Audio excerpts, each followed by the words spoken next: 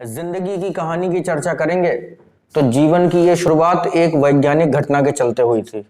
जैसा कि आप लोग जानते हैं, बिग बैंग थियरी नाम का एक कॉन्सेप्ट है जो महाविस्फोट के सिद्धांत के बारे में बताता है। ये सारा ब्रह्मांड एक मटर के दाने के केंद्र पर स्थित था। हाई ग्रेविटेशनल फोर्स था उसमें, और इतनी ज्यादा ग्रेविटी थी कि सूर्य का प्रकाश भी उसमें से बच के नहीं जा सकता है। तीन चीजें इस ब्रह्मांड में नहीं हुआ करती थी, ना ही कोई टाइम, ना ही कोई प्लेस और ना ही कोई ऑब्जेक्ट।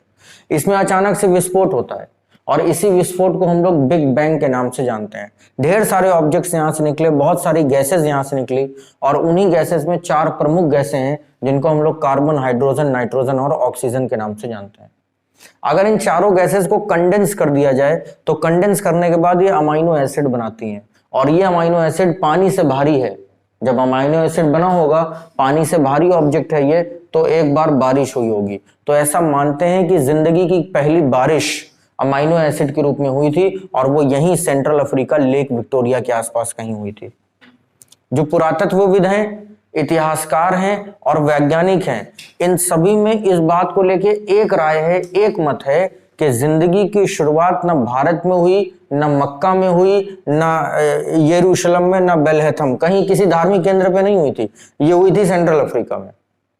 क्योंकि अगर जीवन की शुरुआत कहीं पर हुई होती तो निश्चित तौर पे मानव हड्डियों के प्रमाण वहां पर मिलते, या आदि मानव से रिलेटेड कोई ना कोई एविडेंस हमको मिलता। ऐसा कोई एविडेंस हमें कहीं पर नहीं मिलता है। जो प्राचीनतम एविडेंस हैं, जो पैलियो एविडेंस है, वो हमको सेंट्रल अफ्रीका में मिलते हैं।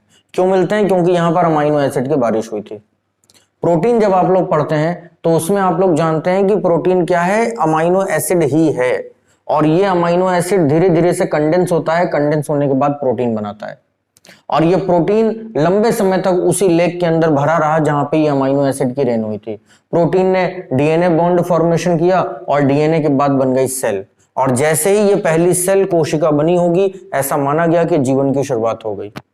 जब पहली बार कोशिका बनी तो यूनिसेल्युलर जीव आए, फिर समय के साथ टाइम बाय टाइम ये कोशिकाएं आपस में जुड़ने लगी, तो फिर मल्टी सेल्युलर्स यानी कि बहुकोशिकीय जीव आए।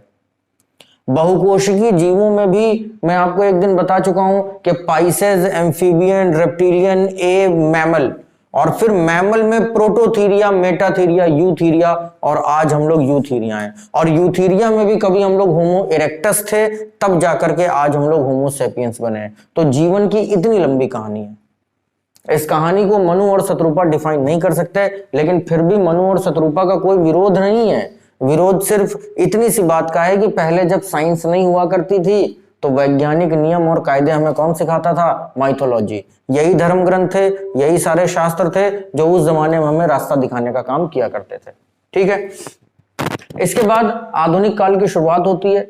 आधुनिक काल में जो टर्शरी पीरियड है, पृथ्वी की जो क्रस्ट है, वो धीरे धीरे जब ठंडी हुई तो उसको चार भागों में बांटा गया, और ये चार भागों में सबसे पहला भाग वो है जिसका हमारे पास में कोई एविडेंस ही नहीं मिलता है। जब एविडेंस मिलने चालू होते हैं, फोर्थ एरा में हम लोग आते हैं, जिसको टर्शरी पीरियड कहा जाता है, आज का समय।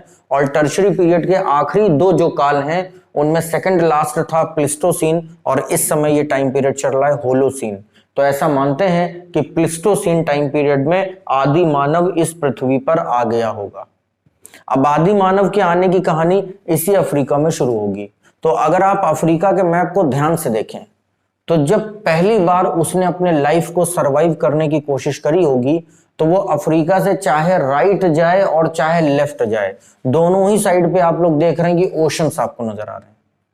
तो कुछ समय तक तो उसने सरवाइव किया होगा, लेकिन इसके आगे वो सरवाइव नहीं कर पाएगा। और अगर वो नीचे की तरफ जाएगा तो नीचे की तरफ यहां पर ओशन है, और टेम्परेट क्लाइमेटिक कंडीशन होती जाती हैं जो जीवन के लिए बिल्कुल भी अच्छी नहीं है। लेकिन जब वो ऊपर की तरफ आएगा तो ऊपर की तरफ उसको मेडिटेरेनियन सी, भूमध्य सागर से एक रास्ता खुलता दिखाई देगा, और वो रास्ता इजिप्ट नाम के कंट्री से खुलता है। शायद यही रीजन है। इस बात को लेकर के इतिहासकारों में मतभेद है, स्पष्ट रूप से कोई नहीं कह सकता, लेकिन शायद यही रीजन है कि दुनिया की सबसे पहली सभ्यता जो है वो हमको अफ्रीका के अंदर इजिप्ट में मिलती है। इजिप्ट के बाद जब हम लोग आगे बढ़ते हैं तो फिर देखेंगे आप कि राइट साइड से एक पतला सा रास्ता है जो एशिया की तरफ जा रहा है, और ये रास्ता आपको रेड सी के सहारे से नजर आएगा। नीचे की तरफ रेड सी है और ऊपर की तरफ ये रास्ता आपको दिखता है। तो इस रास्ते से जब आप एंटर करेंगे तो आप एशिया में पहुंचेंगे, और एशिया में पहुंचने के बाद जो कंट्री मिलेगा वो है इराक। शायद यही रीजन रहा होगा कि मेसोपोटामिया की सभ्यता यहां पर पाई जाती थी। दजला फरात वैलीज है यहाँ पर, तो मेसोपोटामिया या सुमेरियन सभ्यता यहीं पर हुआ करती थी। फिर इसके बाद जब आप आगे बढ़ते हैं तो ईरान को पार करने के बाद देखिए आपको पाकिस्तान, अफगानिस्तान और इंडिया वाले रीजन नजर आते हैं। फिर ये आदि मानव यहां पर बसा होगा और यहां पर बसने के बाद ये जिस स्टोन एज की चर्चा हम लोग करने जा रहे हैं इसकी शुरुआत हुई होगी। टाइम बाय टाइम, समय के साथ ये भी सभ्यता धीरे से खत्म हुई होगी और फिर मनुष्य आगे बढ़ा होगा और तब उसको मिली होगी एक उन्नत, एक समृद्ध नदी जिसका नाम है इंडस। वहां पे आप इंडस रिवर को अगर पहचान लें, एक बार बनी जरूर है वहां पे, छोटी सी दिखेगी आपको, अगर आप इंडस रिवर को वहां पे पहचान लें तो आपको स्पष्ट हो जाएगा कि सेंट्रल अफ्रीका से निकले हम और आज हम लोग इंडस रिवर के पास पहुंचे।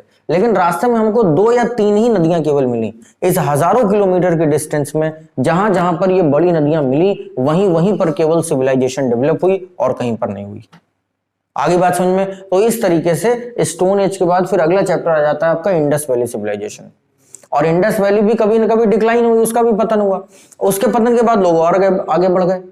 तो जब और आगे बढ़ गए तो वहां पे सप्त सैंधव प्रदेश मिलते हैं, इंडस और उसके 7 ट्रिब्यूटरीज मिलती हैं। और आगे बढ़ेंगे तो गंगा मिलेंगी, फिर तो इंडिया नदियों का देश ही है, तो फिर नदियां ही नदियां हैं, तो फिर वैदिक काल का प्रारंभ हो जाता है। और इस तरीके से हम सिविलाइज होते चले जाते हैं, नए नए इन्वेंशंस, नई नई डिस्कवरीज होने लग जाती हैं। तो ये इतिहास का एकदम संक्षिप्तीकरण है। समझ में आ गई बात सभी लोगों को? तो अब हम लोग चर्चा करेंगे स्टोन एज की। और सबसे पहला सवाल ये है कि why stone age is called stone age? पाषाण काल कहते क्यों है? सबसे पहला सवाल।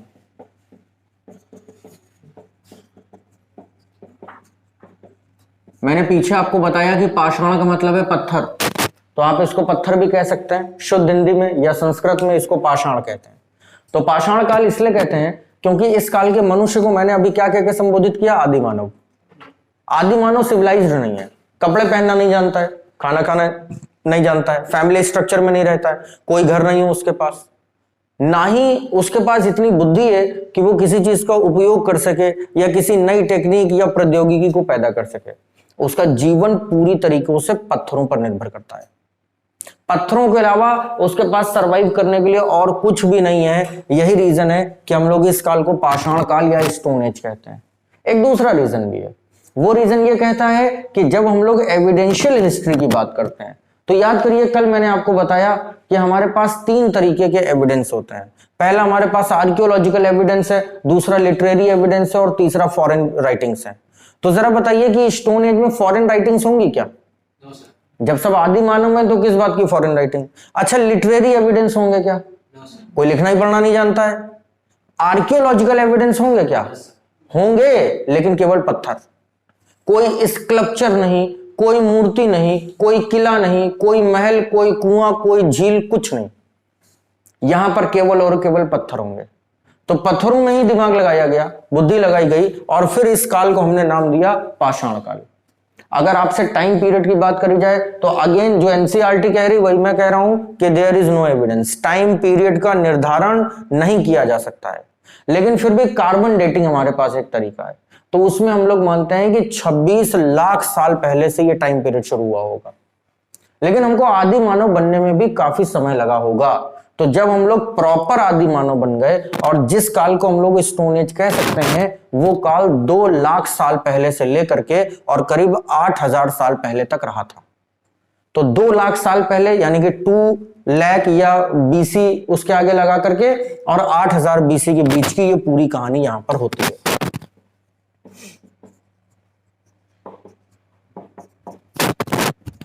ये आपका स्टोन एज का टाइम पीरियड हो गया। अच्छा, ये कोई आजादी का इतिहास तो है नहीं कि 100 साल का इतिहास है आपने इसको फटाफट पढ़ लिया, लाखों साल का इतिहास है। तो पाषाण काल को अच्छी तरीके से समझने के लिए हम लोग 3 भागों में डिवाइड करते हैं। सबसे पहले जाहिर सी बात है कि 2 लाख साल पहले वाले टाइम पीरियड की चर्चा होगी। तो इस टाइम पीरियड को हम लोग कहते हैं पैलियोलिथिक एज। पैलियो, देखिए एक टर्म है पैलियो और दूसरा टर्म है लेथिक। पैलियो का मतलब होता है पुराना, तो जहां कहीं भी पैलियो शब्द आएगा, चाहे वो पैलियो टेक्टोनिक्स हो, चाहे वो पैलियो लेथिक हो, चाहे वो पैलियो एविडेंस हो, यहाँ पे पैलियो का मतलब पुराना यानी कि प्राचीन और लेथिक का मतलब होता है पत्थर। तो पैलियोलिथिक का मतलब क्या हो गया? पुराना पत्थर, यही मतलब हो गया ना। लेकिन हिंदी में इसको हम लोग कहेंगे पुरा पाषाण।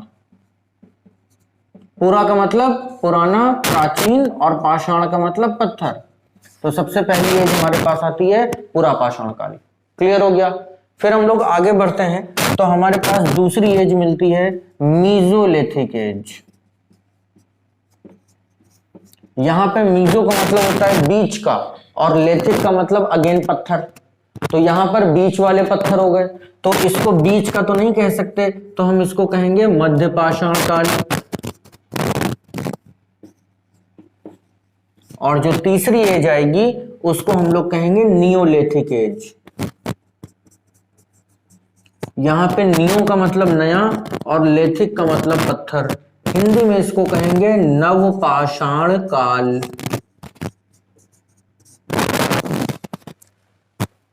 अब ये तीन एजों में अगर मैं आपसे कहूं कि डिफरेंस आपको क्या नजर आता है, तो आपका आंसर होना चाहिए पत्थरों का डिफरेंस नजर आता है।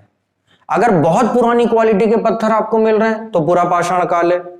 बीच की क्वालिटी, बीच की वैरायटी या वेरिएशन मिल रहा है तो मध्य पाषाण काल है। और बिल्कुल लेटेस्ट अगर मिल रहा है तो नव पाषाण काल है। लेकिन ये जो पैलियोलिथिक एज है, ये चूंकि पुरानी एज है, तो पैलियोलिथिक एज को अगेन हम लोग तीन भागों में डिवाइड करते हैं। और यहां पर देखिए पैलियोलिथिक को आप एज इट इज उठाएंगे और उसके बाद आप इसको लिखेंगे लोअर पैलियोलिथिक। लोअर पैलियोलिथिक का मतलब हो गया निम्न पुरा पाषाण काल।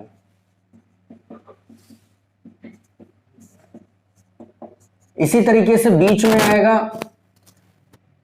मीजो पैलियोलिथिक,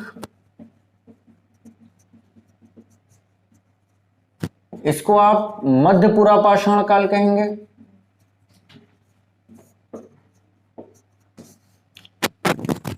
और आखिरी में आएगा अपर पैलियोलिथिक, इसको आप उच्च पुरा पाषाण काल कहेंगे। अभी मैंने आपको बताया कि इंसान की मौजूदगी के जो प्रमाण हैं वो हमें करीब करीब 26 लाख साल पहले से मिलते हैं। तो ये जो लोअर पैलियोलिथिक, मीजो पैलियोलिथिक और अपर पैलियोलिथिक है, या न्यू पैलियोलिथिक भी इसको बोल सकते हैं, ये उसी टाइम पीरियड के हैं। एनसीईआरटी का भी ये कहना है कि इन टाइम पीरियड्स की चर्चा ना करी जाए तो बहुत अच्छी बात है, क्योंकि हमारे पास कोई बहुत ज्यादा एविडेंस नहीं है। लेकिन चर्चा शुरू होती है जब हम लोग पैलियोलिथिक की बात करते हैं। तो टाइम पीरियड में ना जाते हुए आप केवल एक रफ आइडिया रखिए कि ये जो पैलियोलिथिक एज है ये खत्म कब हुई, शुरू कब हुई, हम इसको क्लासिफाई नहीं कर पा रहे हैं, क्योंकि ये देख रहे हैं इसके क्लासिफिकेशंस यहाँ पर लिख दिए गए। तो इसकी समाप्ति का जो टाइम पीरियड है वो करीब करीब 40,000 साल पहले से लेकर के और 20,000 साल पहले तक माना जाता है कि ये एज खत्म हो चुकी थी। जब हम लोग मीजोलिथिक एज की बात करेंगे तो 20,000 साल पहले से लेकर के और करीब 10,000 साल पहले तक के टाइम पीरियड को मीजोलिथिक एज कहा जाता है। और इसी तरीके से नियोलिथिक एज जो है वो 10,000 साल पहले से लेकर के और 8,000 साल पहले तक मानी जाती है। और फिर इसके बाद धीरे धीरे लोग यहां से शिफ्ट होते चले जाएंगे और इंडस वैली का विकास होने लग जाएगा। अब पैलियोलिथिक एज में चूंकि सारी कहानी पत्थरों पर आकर के रुकी हुई है, इसलिए एक स्टोरी यहां पर आपको और समझनी पड़ेगी, पत्थरों की वैरायटी। यहां पे मैं आपको कुछ पत्थरों के उदाहरण बना करके दे रहा हूं, आप इनको देखिए और अपने सेंस ऑफ ह्यूमर का प्रयोग करिए और बताइए कि इससे आपको क्या सीखने के लिए मिल रहा है। ये 3 प्रकार के पत्थरों के मॉडल हैं यहां पर।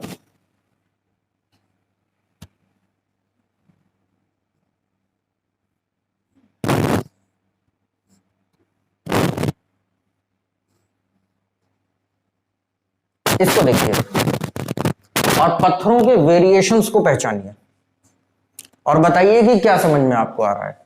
अगर हम लोग पैलियोलिथिक एज की बात करें तो इंसान की निर्भरता पत्थरों पर तो है, ये बात तो सबको दिख रही है, लेकिन कितनी निर्भरता है, वो पत्थरों के साथ क्या कर रहा है? कुछ नहीं, पत्थरों का बहुत ज्यादा प्रयोग नहीं कर रहा है। तो ऐसा माना गया कि मनुष्य जब आधुनिक हुआ, जब वो आदि मानव की कैटेगरी से बाहर निकला और धीरे धीरे वो जंगलों में प्रवेश करने लगा, नदी घाटियों की तरफ बसने लगा, तो उसके सामने जो सबसे पहली समस्या आई वो आई अपने जीवन को सरवाइव करने की समस्या। मैं बेसिक नीड की चर्चा आपसे सुबह कर रहा था। बेसिक नीड में रोटी कपड़ा मकान तो तब आएगा ना जब जिंदा बचोगे। यहां पे सबसे बड़ी प्रॉब्लम है जीवित रहने की समस्या।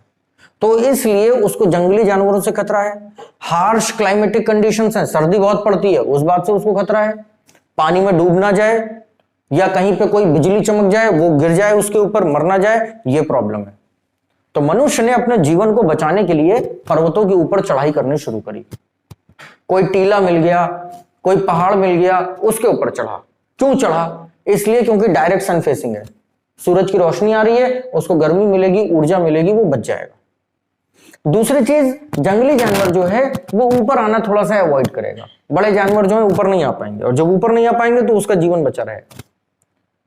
लेकिन इस जमाने में मनुष्य और पशु पक्षियों की, जीव जंतुओं की बुद्धि लगभग एक समान ही थी।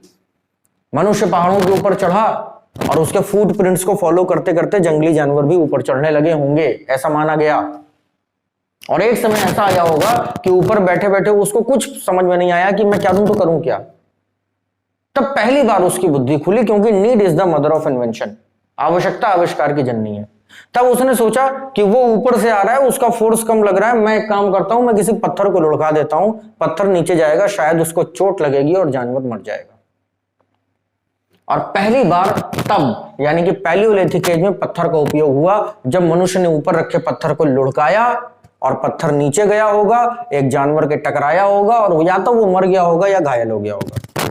मर गया होगा तो उसको खा लिया गया होगा, और घायल हो गया होगा तो पहले मारा गया होगा फिर खा लिया गया होगा। तो इस तरीके से फर्स्ट यूज ऑफ स्टोन यहां पर शुरू होता है। पत्थर के इस उपयोग के बाद मनुष्य के अंदर थोड़ा सा कॉन्फिडेंस आया और वो धीरे धीरे नीचे उतरने लगा। जब वो नीचे उतरने लगा तो उसको एक बात यह भी समझ में आने लगी कि ऊंट मार के कब तक खाओगे, या हाथी को मार के कब तक खाओगे, या भैंसे को मार के कब तक खाइएगा। आपके लिए भोजन आसानी से उपलब्ध तब होगा जब छोटे जानवरों को मारेंगे। चिकन बहुत अच्छा है, मटन बहुत अच्छा है, फिश बहुत अच्छी है, क्योंकि छोटे जानवर है ना। कभी हाथी खा के ट्राई करो तो पता चलेगा उसका टेस्ट कैसा होता है। लेकिन उसको मारने के लिए उतनी कैपेबिलिटी भी तो चाहिए। तो मनुष्य को यह समझ में आया कि आपको अब एम्बुश लगाना पड़ेगा, शिकार करना पड़ेगा। और कहते हैं कि मीजोलिथिक एज आते आते मनुष्य शिकार करना धीरे धीरे सीख गया, और अपनी शिकार करने की प्रवृत्तियों में उसने छोटे पत्थरों में घिसना शुरू कर दिया। जब पत्थरों को घिसेगा, पत्थरों में शार्प आएगा, देखिए धार लगने लगी पत्थरों में, और जब धार लगने लगेगी तो एम्बुश लगा के बैठेगा, घात लगा के बैठेगा, और कोई जानवर गुजरेगा और उसको ऐसे करके मार देगा, जानवर का काम खत्म। तो आखिर तक प्रवृत्ति मनुष्य की यहां से आती है। और इसी समय एक रोज बैठा पत्थरों में धार लगा रहा होगा, धार लगाते लगाते एकदम से पत्थर से चिंगारी निकली होगी। एक आध बार उसने अवॉइड किया होगा, लेकिन जब उसका काम ही है धार लगाना, क्योंकि उसका जीवन ही धार लगाने से चल रहा है, तो चिंगारियों को कहां तक अवॉइड कीजिएगा। तो ऐसा करते करते एक दिन कोई चिंगारी छिटक के कहीं गिर गई होगी सूखी घास पे और आग लग गई होगी। तब उसको पहली बार पता चला होगा कि यार ये क्या चीज है, तो चलो छू के देखते हैं। और छू के देखा होगा तो जल गया होगा, क्योंकि किसी भी चीज के बारे में तब बताया जा सकता है जब उसका एक्सपीरियंस हमारे पास हो। आग में हाथ डालोगे तो जलोगे, ये कहावत क्यों आई भाई? क्योंकि किसी ने तो हाथ डाला होगा ना। किसने कहा कि किस the fire and feel the magic? किसी ने नहीं कहा ना, क्योंकि नहीं किस कर सकते हो उसको। तो जब वो जल गया होगा तब उसको समझ में आ गया होगा कि इससे दूर रहो, दूर रहना शुरू कर दिया। और जैसे मनुष्य आग में गिरा, वैसे किसी दिन कोई जानवर गिर गया होगा, जल गया होगा, मर गया होगा, और सामने बैठा इंसान भूखा होगा, तो ये हुआ कि चलो आज इसी से काम चला लेते हैं। लेकिन जब आग में जले हुए जानवर को उसने खाया होगा तो स्वादिष्ट लगा होगा, तब उसको पता चला होगा कि नहीं यार ये पकाया जा सकता है, इसको धीरे धीरे पकाने की प्रवृत्ति आई होगी। तो मीजोलिथिक एज की सबसे ज्यादा खासियत क्या है? कौन सी वो बात है जो आपको हमेशा याद रखनी चाहिए मध्य पाषाण काल की? वो है डिस्कवरी ऑफ फायर। आग की खोज यहां पर होती है, और आग की खोज से मनुष्य ने किया क्या? तो वन लाइन आंसर, खाना पकाया? नो। हमारे आप की तरह वो खाने के लिए नहीं जीता था, उसके पास और भी बहुत सारे काम थे। तो आग का सबसे पहला जो प्रयोग किया गया वो जंगलों को साफ करने के लिए किया गया। जंगलों में आग लगाइए, जब जंगलों में आग लगाएंगे तो सारी झाड़ियां, सारी घास फूस सब जल जाएगी, और सबसे बड़ी चीज जंगली जानवर भाग जाएंगे। जानवर कितना ही बहादुर क्यों ना हो, आग से डरता है। चाहे शेर ही क्यों ना हो, वो आग से डरता है। अगर क्लास के डोर के ऊपर आग जला दी जाए, शेर बाहर खड़ा हो, अंदर नहीं आएगा, इस बात की गारंटी है। दूसरा फायदा आग से यह हुआ कि मनुष्य जब रात को सोता था तो 6-7 लोग सो रहे हैं तो 2-3 लोग जगते रहते थे, ताकि जंगली जानवरों से सुरक्षा कर सकें। कोई छोटा नवजात शिशु है, उसको कोई जानवर उठा के भाग ना जाए।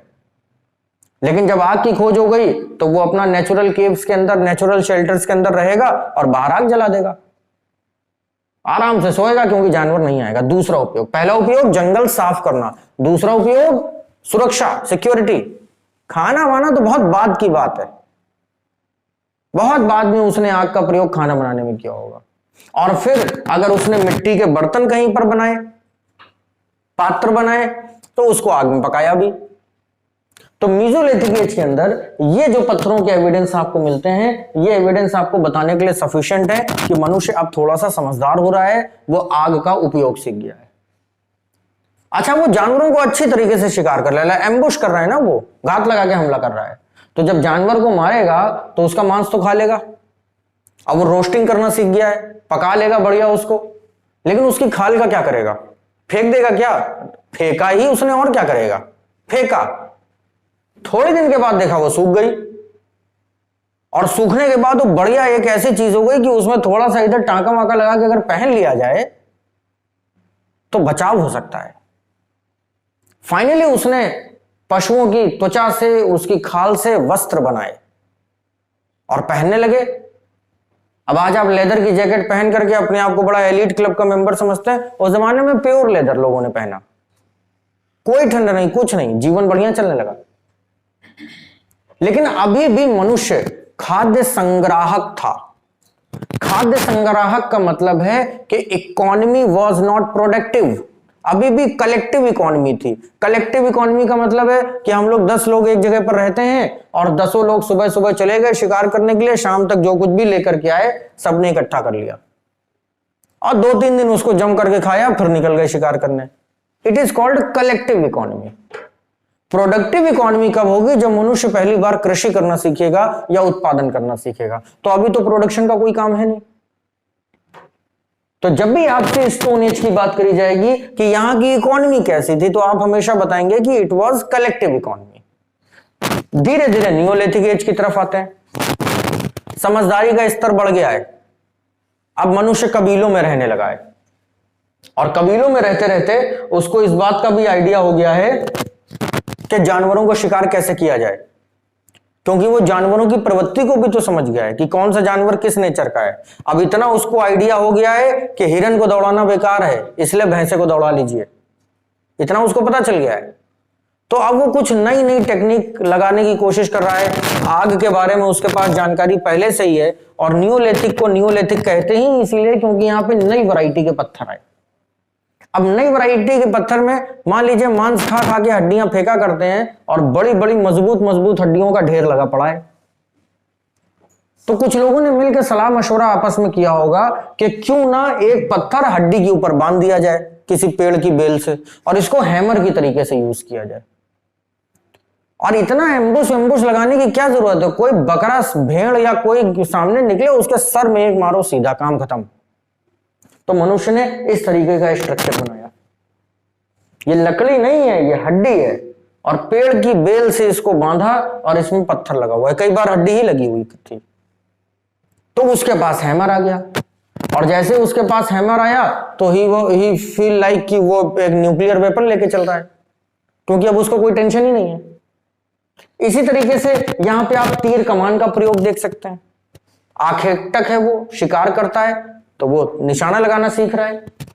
भाले का आपको यहां पर प्रयोग मिलता है। पत्थर को घिस के उसने नुकीला बनाया पहले, और फिर उसी पत्थर को एक लंबे बांस में बांध दिया, भाला बन गया। फिर यहां पे ये आपको रॉड नजर आ रही है। लोहे वोहे की रॉड नहीं है, क्योंकि जानते ही नहीं थे ना, ये पत्थर है। पत्थर को घिस घिस के उसने एकदम पतला कर लिया है, और इस तरीके से बनाया है। चुभो देगा, इतना बड़ा पत्थर है, पिन मार देगा गले में, मर जाओगे। खतरनाक हो गया है वो। और इन्हीं सब खतरों के बीच अब उसके पास खाने पीने की दिक्कतें दूर हो गई, बस्तियों में रहने लगा है, घर नहीं बनाता है, रहता अभी भी प्राकृतिक गुफाओं में, लेकिन अब उसने कह दिया है कि अब ऐसा है कि हम लोग 20 लोग साथ में सोएंगे, 21वां कोई नहीं आएगा, यानी कि कबीलाई स्ट्रक्चर बन रहा है। और बाकी उधर पड़ोस में और 20 लोग रहते हैं, उस तरफ और 20 लोग रहते हैं, कबीलाई स्ट्रक्चर बन रहा है। और इसी बीच कुछ लोगों ने बैठ के आपस में चर्चा करी और कहा कि यार हमारे जो पूर्वज थे वो पत्थरों को लुढ़काते थे, तो क्या कोई ऐसी टेक्निक आ सकती है जिससे पत्थर खुद ब खुद लुढ़कने लगे। तो पहले पत्थरों के ऊपर रिसर्च हुई कि क्या पत्थर खुद लुढ़क सकता है, नहीं, पॉसिबल ही नहीं है। लकड़ी की अच्छी जानकारी है, जंगलों में आग लगा देता है, पेड़ सूख जाते हैं, सूखी लकड़ी तोड़ लेता है। धीरे धीरे करके उसने लकड़ी के ऊपर यह प्रयोग किया और पहला चाक बनाया। And invention of wheel was the first invention of the world. विश्व का पहला आविष्कार है चाक का आविष्कार। और चाक उसने बनाया क्यों था, ताकि लुढ़क सके, लेकिन लुढ़का वो बाद में, उसका उपयोग पहले बर्तन बनाने में किया गया। तो जैसे आपसे कोई पूछे कि आग का पहला प्रयोग क्या हुआ, तो आप कहते हैं खाना पकाना, गलत बात है। उसी तरह अगर पूछ लिया जाए कि व्हील का पहला प्रयोग क्या हुआ, तो आप कभी नहीं कहेंगे गाड़ी बनाना, बर्तन बनाना। अब उसको बर्तन बनाने हैं। क्यों बनाने हैं बर्तन? इसलिए बनाने हैं क्योंकि कलेक्टिव इकोनॉमी है, चीजों को कलेक्ट कर रहा है, अपने घर में ला ला के रख रहा है, तो रखेगा कहां? गृहस्थ जीवन का प्रारंभ बर्तनों से होता है। आपका मकान घर तब बनता है जब उसके अंदर बर्तन होते हैं। शादी ब्याह भी होती है तो द्वार चार में बर्तन ही बर्तन सजाए जाते हैं। और जब किसी को घर से भगाया जाता है तो भी कहा जाता है बर्तन बढ़िया उठाओ और भाग जाओ यहां से। यानी कि बर्तन का बड़ा महत्व है हमारे समाज में। और आपके घर की अच्छी क्वालिटी के बर्तन, उच्च गुणवत्ता के बर्तन ही आपकी समृद्धि भी बताते हैं। तो इसलिए बर्तनों की इंपॉर्टेंस है। और बर्तनों की इंपॉर्टेंस को ध्यान में रखते हुए यहां पे बर्तन बनाए गए इन्वेंशन ऑफ व्हील के बाद। बर्तनों के एविडेंस है हमारे पास, जिसको टूटे हुए बर्तन मिलेंगे इतने हजार साल पहले, तो उनको मृदभांड कहते हैं। टूटे बर्तन जो पता चल जाता है कि हाँ ये बर्तन था, कोई उसका हिस्सा मिल जाएगा, तो उसको मृदभांड कहते हैं। तो मीसोलिथिक एज की सबसे बड़ी क्वालिटी क्या रही? आग की खोज। और नियोलिथिक एज की सबसे बड़ी क्वालिटी क्या रही? चाक का आविष्कार। पहले बर्तन बनाया गया और बर्तन बनाने के बाद दोनों चाकों के बीच में एक रॉड डाल दिया गया और फिर गाड़ी बनाई गई। और गाड़ी का यूज क्या था? ट्रांसपोर्टेशन, यातायात के लिए। खुद बैठ के नहीं जाना है, माल की आवाजाही इधर से उधर करनी है। तो ये तो हो गया इस समाज का डेवलपमेंट कि किस तरीके से पाषाण काल का विकास हुआ। लेकिन अगर हम लोग चर्चा करें धर्म की, क्या यहां पर कोई धर्म था? तो आंसर है नो, कोई धर्म नहीं था। पाषाण काल के लोग किसी धर्म को नहीं मानते थे, क्योंकि धर्म को मानने के लिए आपके अंदर कुछ समझ तो होनी चाहिए। समझ थी नहीं। लेकिन एक चीज यहां पे नोटिस करी जा रही है, मनुष्य को यह बात अब तक समझ में आने लगी थी कि प्रकृति गिव एंड टेक के रूल से चलती है। कुदरत ने आपको बहुत कुछ दिया, अगर उसके बदले में आप भी कुदरत को कुछ देंगे तो बड़ी अच्छी बात है। तो इसलिए मनुष्य जब वृक्षों से फल तोड़ता था तो पेड़ को थैंक यू बोलता था, अपनी भाषा में, जैसे भी कर ले, हक कर लेता होगा या सर टिका देता होगा। क्यों थैंक यू उसने बोला? क्योंकि उसको पता है कि इसी वृक्ष की वजह से उसका जीवन चल रहा है। नदियों से जब उसने पानी पिया तो नदियों को भी धन्यवाद दिया, क्योंकि नदी का पानी नहीं होगा तो सरवाइव नहीं हो पाएगा। लाइफ सरवाइव हो ही नहीं सकती बिना पानी के बिना। इसीलिए जितनी भी सिविलाइजेशन है सबका नाम किसी न किसी नदी के नाम पर होता है। पहले सबमर्सिबल तो थे नहीं, तो मनुष्य कहां पर रहेगा? जहां पीने के पानी की व्यवस्था होगी। तो जब इसने नदियों का पानी पिया तो नदियों को भी थैंक यू बोला। और एक दिन ऐसा भी आया जब इसने ये आइडिया लगा दिया कि यार हम फल खा के फेंकते हैं जब, तो इधर दूसरा पौधा निकल आता है। तो इसको सीडलिंग प्रोसेस पता चला। लेकिन अगर आपसे कोई कहे कि पाषाण काल में खेती होती थी क्या, तो आपका आंसर होगा नो, खेती नहीं होती थी। क्योंकि खेती करने के जो 4 नियम हैं, जुताई, बुआई, कटाई, मड़ाई, वो कब पॉसिबल हो पाएंगे? वो एकलौती कौन सी चीज है जिसके बिना कृषि नहीं हो सकती? हल। जोतोगे कैसे खेत? बाकी सब चीजें बाद में आती हैं, हल पहले आता है। और हल बनेगा कैसे? लोहे से। हल के नीचे जो फाल लगेगा वो लोहे का होगा, तभी तो खेत में घुसेगा वो। तो जब तक आयरन की डिस्कवरी नहीं होगी तब तक खेती नहीं होगी, ये कॉन्सेप्ट दिमाग में बिठा लीजिए। और आयरन की डिस्कवरी होगी वैदिक काल में, इसीलिए वैदिक काल को लौह सभ्यता कहते हैं, आयरन एज बोलते हैं। एग्रीकल्चर की कोई बात नहीं है, लेकिन नवरात्रों में जवारे भी तो बोते हो। अब जब जवारे बोते हो तो क्या खेती करके बोते हो क्या? जवारे हल चला के बोते हो क्या? नहीं, फेंका निकल आया। तो बहुत सारी ऐसी क्रॉप्स होती हैं जिनमें हल की आवश्यकता नहीं है, आपने फेंका और वो उगाएंगी। उदाहरण के तौर पे जवारे, जवारे का मतलब ज्वार, तो सबसे आसानी से पैदा होने वाली फसल हो गई ना ज्वार। तो अगर कभी आपसे पूछा जाए first crop produced by human, ज्वार, पहली फसल, फेंका उगाई, तो उसका कॉन्सेप्ट पता चल गया। फिर उसने आम चूस के फेंका गुठली, पहले गुठली खा जाता था, धीरे धीरे आइडिया लगा होगा ना। पाषाण काल का मानव कैसा रहा होगा, इसको समझने के लिए किसी बच्चे को देखिए। 2 साल 2.5 साल का बच्चा हो, आजकल तो 2-2.5 साल ज्यादा उम्र बता दी, बहुत तेज बच्चे होते हैं। 1-1.5 साल के बच्चे को नोटिस करिए जो जस्ट चल लेता हो बस, और उसको देखेंगे अगर आप ध्यान से तो अपने आप समझ जाएंगे पाषाण काल का मानव कैसा रहा होगा। गर्म प्रेस छू लेगा, बेड से कूद जाएगा, सर फोड़ लेगा, गर्म पानी में हाथ डाल देगा, गैस के ऊपर बैठ जाएगा, ये सारे काम करेगा ना, क्योंकि बुद्धि नहीं है उसके। लेकिन जब उसको एक्सपीरियंस हो गया कि प्रेस को छूने से जले, दोबारा नहीं छुएगा, चाहे 1 साल का हो चाहे 1.5 साल का हो, एक्सपीरियंस। तो पाषाण काल का मानव भी इसी तरीके से धीरे धीरे तरक्की कर रहा था। तो पहले गुठली भी तो खा जाता होगा, लेकिन कभी तो समझ में आया होगा कि यार पूरा फल मीठा है, ये इकलौती चीज कड़वी है, तो इसको फेंकना चाहिए। फेंका तो पौधा निकल आया। तो जी हां, कृषि हुई, लेकिन कैसी हुई? इस तरीके की हुई। तो मनुष्य ने जो पहली फसल यहां पर उगाई वो थी ज्वार। क्लियर हो गया? इसके अलावा कोई भी खेती बाड़ी का एविडेंस हमें नहीं मिलता है। वो कब होगी? वैदिक काल में होगी, इंडस वैली में होगी। धर्म की बात हम लोग कर रहे थे, तो जब ज्वार उगने लगा ना, या कोई पौधा उगने लगा, घास उगने लगी, तो उसको यह भी कॉन्सेप्ट क्लियर हो गया कि मिट्टी में फर्टिलिटी होती है, उर्वरा शक्ति होती है। तो उसने मिट्टी को अपना मां माना और उर्वरता शक्ति को प्रणाम किया, उसकी फर्टिलिटी को प्रणाम किया। आसमान से बारिश हुई, गर्मी बहुत लग रही थी, थोड़ा भीगे, गर्मी शांत हुई, तो उसने ऊपर भी हाथ जोड़ लिया एक बार, या जो भी करता होगा। पर्वतों पे चढ़ पे कभी उसकी जान बची थी, पर्वतों को नमन। अब आप देख रहे हैं कि वो एक तरीके से प्रकृति पूजा कर रहा है। पर्वत, झील, नदियां, खेत, वृक्ष, सभी को तो पूज रहा है। तो ये पूजा करने का सिस्टम समझ में आने लगा था, और इसी उपासना के स्वरूप को हम लोग कहते हैं प्रकृति पूजा। इसी प्रकृति पूजा को आगे चल के बढ़ावा मिलता है वैदिक काल में, जब ऋग्वेद पूरी तरीके से प्रकृति की उपासना पर लिखा जाता है। और जब प्रकृति की पूजा कोई करे तो ऐसे व्यक्ति को सनातनी कहते हैं। सनातन का सीधा सा अर्थ है जिसका ना कोई प्रारब्ध ना कोई अंत, वो है सनातन।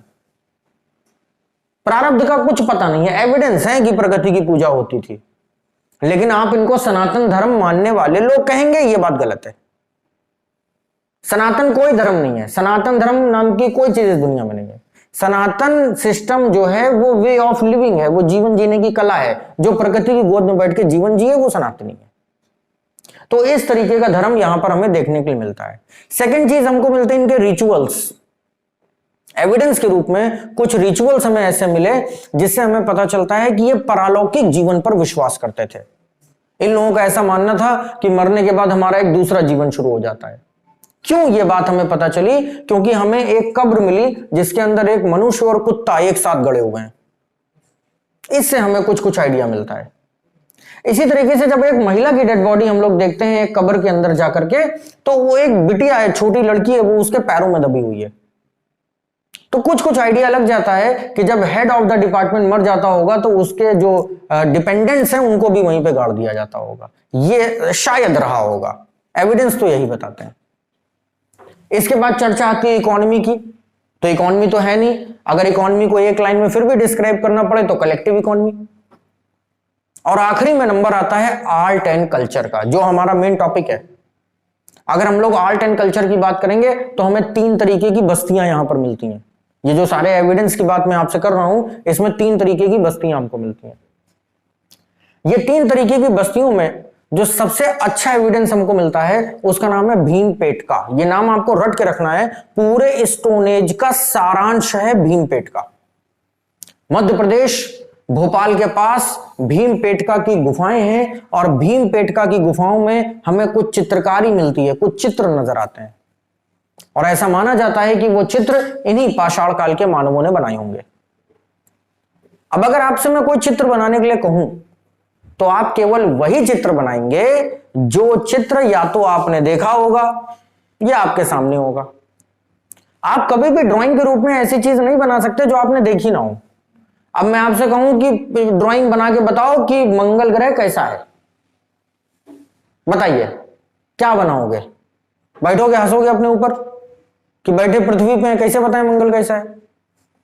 लेकिन अगर मैं आपसे कहूं कि गांव कैसा होता है तो आप फटाफट एक पेड़ सबसे पहले बनाएंगे, दो पहाड़ बनाएंगे, भले ही गांव में होता हो कि ना होता हो, लेकिन एक टेंडेंसी है ना पहाड़ बना के गांव दिखाना। तो देखा है आपने। तो भीमपेटका के जो दृश्य हैं वो हमें ये बताते हैं कि जो लोगों ने देखा वही लोगों ने भीमपेटका में बनाया। यहां के जो चित्र हैं उनमें जो सबसे पुराने चित्र हैं वो करीब 40,000 साल पुराने हैं और प्राकृतिक रंगों से बनाए गए हैं और देखने वालों को आश्चर्य होता है कि आज भी ये सुरक्षित कैसे हैं। लाल और हरे रंगों का मुख्य तौर पर प्रयोग हुआ है, लेकिन लाल रंग ज्यादा प्राचीन है। इसलिए अगर कभी पूछा जाए कि मनुष्य के द्वारा प्रयोग में लाया गया पहला रंग कौन सा था तो वो था लाल। पहली फसल कौन सी थी तो वो था, और आगे आप लोग पढ़ेंगे कि पहली धातु कौन सी थी तो वो है तांबा, जो आगे आएगी। तो इस तरीके से स्टोन एज के एविडेंस यहां पर क्लियर हो जाते हैं। लेकिन ये एविडेंस अभी आपको तस्वीरों में भी देखना है, ठीक है? ये एविडेंस अभी मैं आपको दिखाता हूं प्रोजेक्टर पे, तब आपको और ज्यादा क्लियर होगा। सबसे पहले देखिए क्लासिफिकेशन ऑफ एजेस का मतलब क्या होता है। क्लासिफिकेशन ऑफ एजेस में 3 एज हम लोग मानते हैं, prehistoric age, protohistoric age और historic age. Prehistoric age का मतलब होता है एक ऐसी एज जिसका हमारे पास कोई एविडेंस नहीं है, साथ ही साथ हमारे पास केवल आर्कियोलॉजिकल एविडेंस हो और वो भी टूटे फूटे से। लेकिन जब हम लोग प्रोटो हिस्टोरिक एज में आते हैं तो प्रोटो हिस्टोरिक एज का मतलब जहां पे हमारे पास एविडेंस तो है लेकिन लिटरेरी नहीं है। या तो लोग लिखना पढ़ना जानते नहीं है और या तो हम उनकी लिखावट पढ़ नहीं पाए हैं। जैसे इंडस वैली सिविलाइजेशन के लोग लिखना पढ़ना जानते थे लेकिन हम उनकी लिखावट पढ़ नहीं पाए। और जब हम लोग हिस्टोरिक एज में आते हैं तो इसका मतलब तीनों प्रकार के एविडेंस का होना, archaeological, literary and foreign writings. Clear? Pre, proto, historic, तीनों में अंतर समझ में आ गया?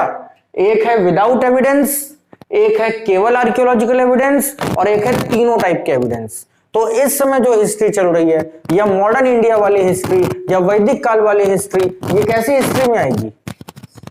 ये सब हिस्टोरिक में आएगी। यहां पर तीनों टाइप के एविडेंस है। अब ये जो प्री हिस्टोरिक है इसके अंतर्गत स्टोन एज आती है जो अभी आप लोगों ने देख ली। तो पैलियोलिथिक, मीजोलिथिक और नियोलिथिक 3 तरीके की एजेस होती हैं। पैलियोलिथिक को अगेन हम लोगों ने 3 भागों में डिवाइड किया, lower Palaeolithic, middle Palaeolithic and upper Palaeolithic. उसमें आपको नहीं जाना है, आपको केवल पैलियोलिथिक और मीजोलिथिक और नियोलिथिक के अंदर रहना है। इस कॉन्सेप्ट के बाद हम लोग डायरेक्ट आते हैं स्टोन एज के अंदर। मनुष्य की घटनाओं का कोई लिखित विवरण नहीं है, ऐसे थे हम लोग, ठीक? कोई रिटन, लाइट बंद कर दो आदि, कोई रिटन एविडेंस हमारे पास नहीं है। लेखन कला का भी कोई विकास नहीं हुआ था।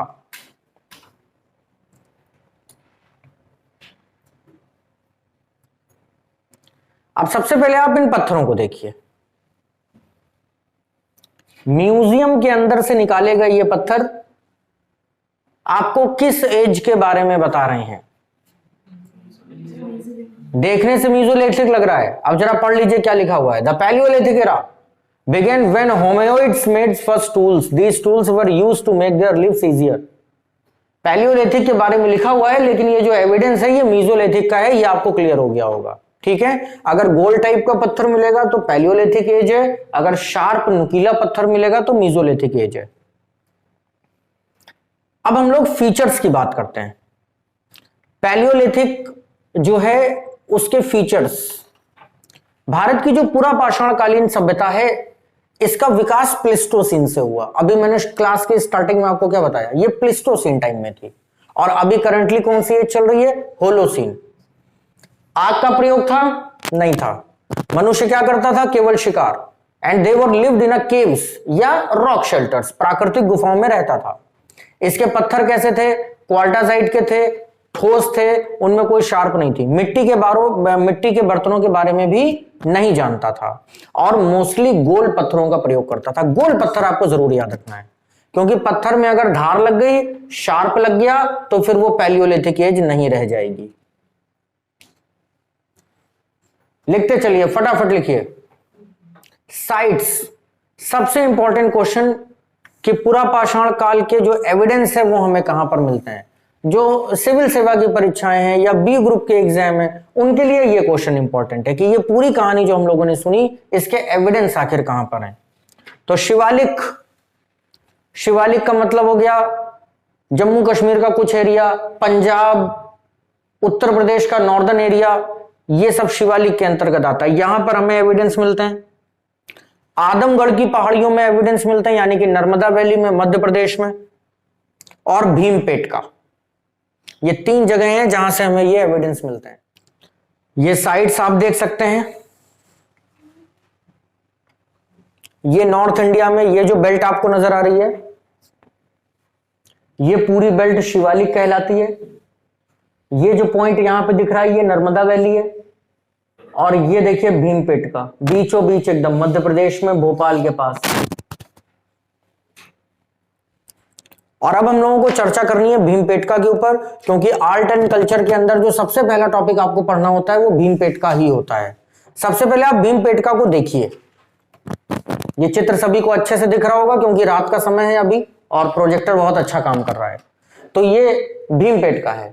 अच्छा, सबसे पहले सवाल के जवाब ये दीजिए, ये स्ट्रक्चर मैन मेड नजर आता है? नहीं, नेचुरल है ना। तो नेचुरल शेल्टर है, क्योंकि इस जमाने में मनुष्य ने खुद कंस्ट्रक्शन करना नहीं सीखा था। तो भीमपेटका इज अ नेचुरल शेल्टर। ये जो चित्र आपको दिख रहा है, इसके अंदर घुस सकते हैं आप, नीचे जाएंगे और बड़ी गुफा है। दूसरा चित्र ये देखिए भीमपेटका का,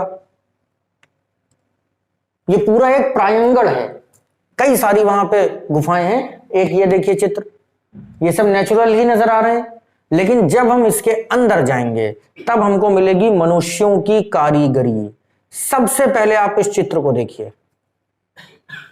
यह भीमपेटका की दीवारों पर बनाया गया 40,000 साल पुराना चित्र है और इस चित्र में लाल रंग का प्रयोग हुआ है, जो यह बताने के लिए पर्याप्त है कि मनुष्य के द्वारा प्रयोग किया गया पहला रंग लाल था। शायद इसीलिए red is the symbol of love, war and danger.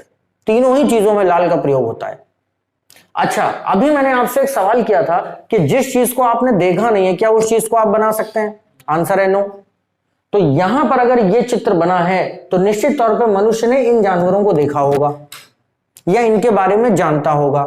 Domestication हुआ कि नहीं, जानवरों को पालतू बना लिया उसने कि नहीं, ये हमें नहीं पता, लेकिन जान तो था। महिलाएं देखो बढ़िया स्कर्ट पहनी हुई है, स्कर्ट टाइप का कुछ नजर आ रहा है ना, क्योंकि साड़ी वाड़ी नहीं थी, साड़ी बांधने में बड़ी प्रॉब्लम है, आज भी नहीं पहन पाएंगे आप साड़ी।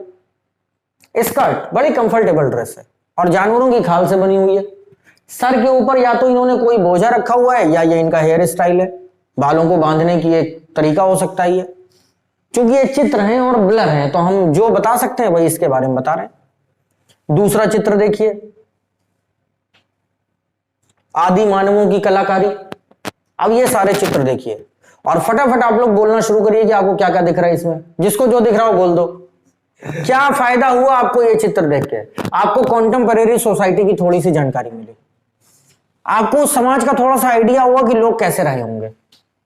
और इतने 1000 साल पहले अगर लोगों ने इस तरीके की पेंटिंग करी थी तो निश्चित तौर पे हिरन के झुंड को उन्होंने कहीं तो जाते देखा होगा, तब उन्होंने बनाया। हाथी के ऊपर बैठ के कभी तो कोई लड़ाई या कोई खेल हुआ होगा, कोई या सोर्स ऑफ कोई इंटरटेनमेंट रहा होगा। कभी तो किसी भैंसे ने किसी का हाथ चबा लिया होगा, तो कुछ इस तरीके का कोई स्ट्रक्चर आपको यहाँ पे देखने के लिए मिल जाता है। लेकिन जो काबिले तारीफ बात है वो ये है कि ये प्राकृतिक रंग आज भी ऐसे ही हैं और शायद इसी के चलते Bhimbetka world heritage site declare करी गई है। तो ध्यान रहे, the primary evidence of India, the primary art and culture evidence of India has been declared as a world heritage site by the UNESCO. तो एक बार आपने वैसे देख के सब कुछ समझ लिया, लेकिन फिर भी नोट्स के फॉर्म में देख लीजिए। काफी सारे चित्र हैं, जो जानवर के चित्र हैं वो मोटी रेखाओं द्वारा बनाए गए हैं। चित्रों से पता चलता है कि शिकार ही जीवन यापन का मुख्य कार्य था। चित्रों में मेन और विमेन में भेद किया जा सकता है। अभी दिखाया ना कि औरतों का अलग एक स्टाइल है, आदमियों का अलग एक स्टाइल है। इनसे पता चलता है कि लोग छोटे छोटे ग्रुप्स में रहते थे। आप उन ग्रुप्स को कबीला कह सकते हैं। स्टार्टिंग वाले चित्रों में हरे और लाल रंगों का प्रयोग किया गया है। बाद के चित्रों में सफेद और पीले रंग का भी उपयोग है, लेकिन ये रंगों की जानकारी नहीं, बस red, first use red colour का हुआ था। अगर इन चित्रों के ऊपर रिसर्च करी जाए, हम लोग तो नहीं कर सकते रिसर्च, लेकिन जब आर्कियोलॉजिस्ट ने रिसर्च करी तो इन चित्रों में सेक्सुअल रिलेशनशिप भी हमें मिलता है। कई सारे चित्र ऐसे हैं, यहां पे तो पूरे मेरे पास हैं भी नहीं। या बर्थ ऑफ चाइल्ड, एक महिला है वो एक बच्चे को जन्म दे रही है, तो इस प्रकार का भी चित्र यहाँ पे देखने के लिए मिलता है। चित्रों की लंबाई 2 से 3 मीटर है, यानी कि जितना बड़ा ये प्रोजेक्टर आपको दिख रहा है, इतने बड़े बड़े चित्र हैं ये, इतने छोटे छोटे नहीं है। और भीमपेटका के चित्र आदमगढ़, प्रतापगढ़, मिर्जापुर मध्य पाषाणी कालीन की कला से ज्यादा अच्छे हैं, यानी कि पहले के समय में ज्यादा अच्छी पेंटिंग हुई और बाद के टाइम में इसमें थोड़ा सा डिक्लाइन आया। और इसी प्रकार के जो चित्र हैं वो यूरोप से भी हमको मिलते हैं। तो ऐसा माना जाता है कि कॉन्टेम्परेरी जो सिविलाइजेशंस रही होंगी या कॉन्टेम्परेरी पीपल रहे होंगे, वो एक ही प्रकार की आर्ट फॉर्म का यूज करते होंगे। तो भीमपेटका सबको अच्छे समझ में आ गई। ध्यान रहे, भीमपेटका सबसे ज्यादा पूछा जाने वाला क्वेश्चन है, चाहे एनालिटिकल क्वेश्चन हो और चाहे फैक्चुअल क्वेश्चन हो। भोपाल में है, जब कभी मौका लगे जाके खुद जाके देखाइएगा, ठीक है।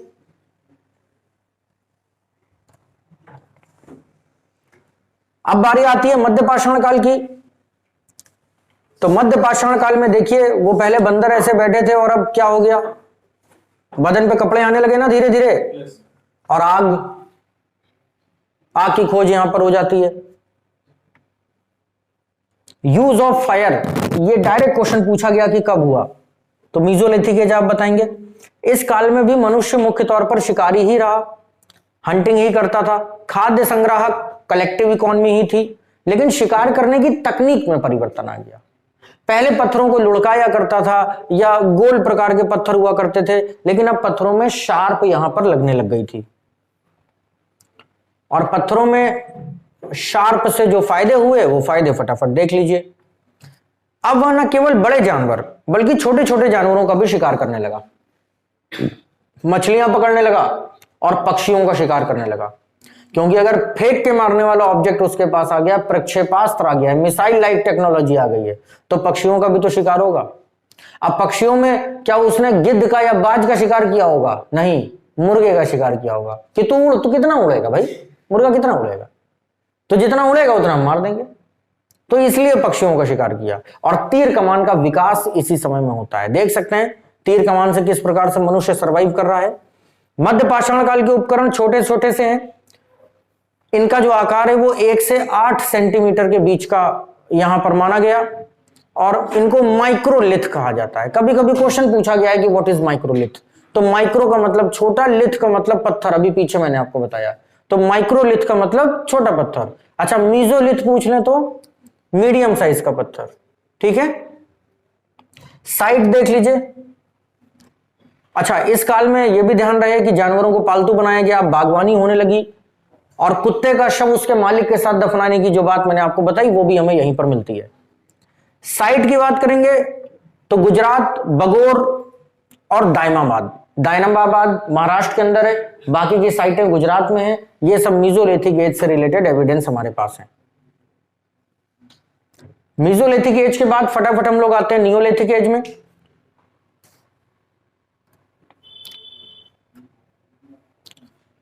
नियोलिथिक एज में अब आप देखिए कैसा स्ट्रक्चर आपको नजर आता है। आदि मानवों से निकल करके अब देखिए लोग फसल वसल काट रहे हैं ना, लड़कियां देखो अच्छे अच्छे कपड़े पहनने लग गई हैं, और यहां पे कुछ कुछ फैमिली स्ट्रक्चर आपको नजर आ रहा है, गाय पली हुई है, लोगों ने कुछ हट वट टाइप स्ट्रक्चर बनाया हुआ है। तो ये नियोलिथिक एज की बात है। इसके जो कैरेक्टरिस्टिक्स हैं उनमें सबसे पहली बात है कि यहां पे चाक का आविष्कार होता है। यहां पे पहिया लिखा हुआ है, लेकिन आप पहिया नहीं, पहिया अवॉइड करिए, चाक लिखिए, क्योंकि पहिए का मतलब हो गया फिर गाड़ी का पहिया, चाक का मतलब केवल गोल स्ट्रक्चर।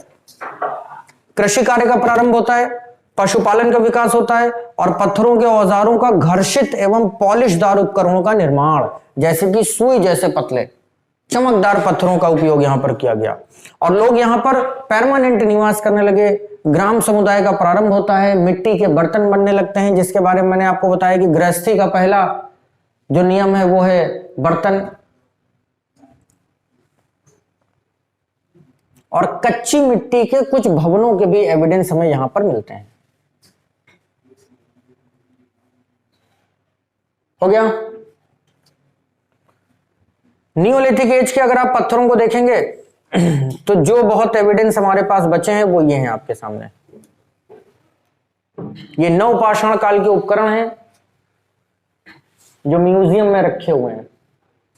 अब किसी पत्थर को घिसने अगर आप बैठे तो घिस के सुई तो बना नहीं देंगे आज के हिसाब से, तो जितना घिस पाएंगे उतना ही तो घिसेंगे। तो इसीलिए देखिए यहां पे शार्प या नोक का मतलब ये नहीं है कि पत्थर को सुई बना दिया या पत्थर को घिस घिस के ब्लेड बना दिया होगा, ऐसा नहीं था। जितना घिस पाएंगे उतना ही घिसेंगे। लेकिन ये भी अगर आपके मार देंगे तो चोट लगेगी नहीं लगेगी, तो बस इतना उपयोग यहां पर होता था। तो इस तरीके से ये नियोलिथिक एज खत्म होती है। इसकी साइट्स बहुत इंपॉर्टेंट है, सबसे ज्यादा क्वेश्चन यहां से पूछे जाते हैं। सबसे पहले कश्मीर, सबसे पहली साइट है कश्मीर। कश्मीर के अंदर भी बुर्ज होम और गुफक कराल, ये दो साइट्स हैं यहां पर। और पालतू कुत्ते का शव उसके मालिक के साथ जो दफनाया गया वो यहीं पर हमें मिला था कश्मीर में। बेलन घाटी जानते हैं, मिर्जापुर, चौपानी मंडो दूसरी साइट है वहां पर। यहां से विश्व का प्राचीनतम मृदभांड हमें मिलता है 7000 BC का। मृदभांड का मतलब बर्तनों के एविडेंस, टूटे हुए बर्तनों के एविडेंस। जौनपुर में एक जगह कोल्डेवा, यहां पे हमें चावल के सबसे पहले एविडेंस मिलते हैं नियोलिथिक एज में ही। आज भी जौनपुर का चावल या पूर्वांचल का चावल बहुत प्रसिद्ध है क्योंकि आदि मानव के समय से वो उगाया जा रहा है। और अगर नॉर्थ ईस्ट एरिया में चले जाएं तो यहां से हमें झूम कृषि के एविडेंस मिलते हैं। झूम कृषि क्या होती है ये आपको पता होगा। शिफ्टिंग कल्टीवेशन के एविडेंस हमें यहां से मिलते हैं।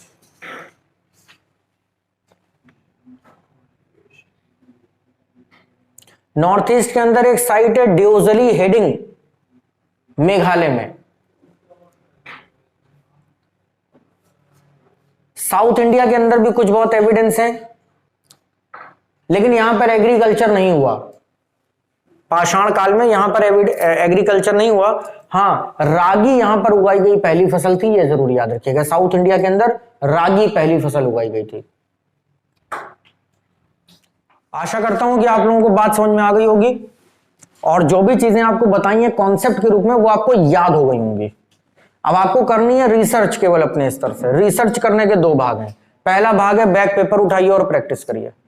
जिस भी कंपटीशन की तैयारी कर रहे हैं उसका बैक पेपर उठाइए और इससे रिलेटेड क्वेश्चंस लगाइए। अगर कहीं पे फंसे तो पूछ लें, वैसे फंसेंगे नहीं आप। और दूसरा है कि अगर आपका एग्जाम नजदीक है तो प्रैक्टिस पेपर उठाइए। एनसीईआरटी को आधार बनाइए, एनसीईआरटी पार्ट 1 उठा लीजिए, चैप्टर नंबर 3 ये है और इसको पढ़ डालिए। बस 2 पन्नों का चैप्टर है, हम लोगों ने तो 1 घंटे में पढ़ा है। तो सभी को क्लियर है? कोई डाउट है तो बोलिए, नहीं समाप्त करेंगे।